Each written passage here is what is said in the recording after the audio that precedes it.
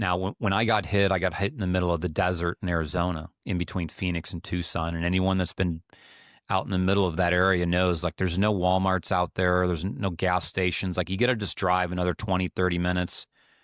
And so I was by myself. My cell phone didn't work. I couldn't even call the carrier.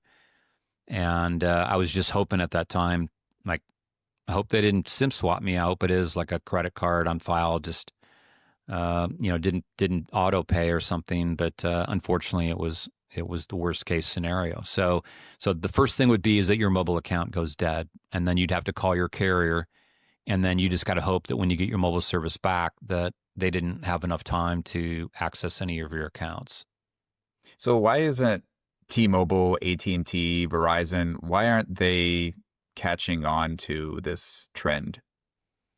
Yeah, so they have, and the FCC's come down hard on them and had put out some new laws for protection of SIM swaps in the last year. The problem is that there's a couple problems with the carrier industry, and that is that they don't own all their stores, for one. So there's a lot of independent retailers, a lot of wholesalers out there. There's people out there that own like 3 stores, 10 stores, 100 stores, more. I think there's probably people that own like 1,000 plus stores. And so do they qualify their employees as well as like an AT&T owned store, T-Mobile store? So you've got too much people with too much power.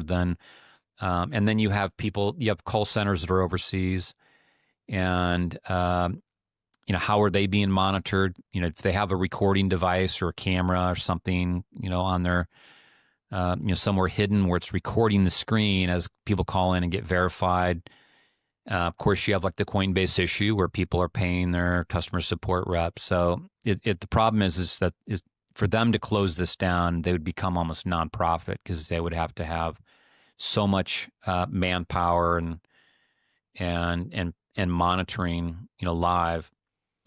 And the other problem with the industry is that, and it's not every country, but the U.S. has this problem, the U.K. and many other countries, where for you to call up your own carrier, there are some steps to get verified, and you can get through those.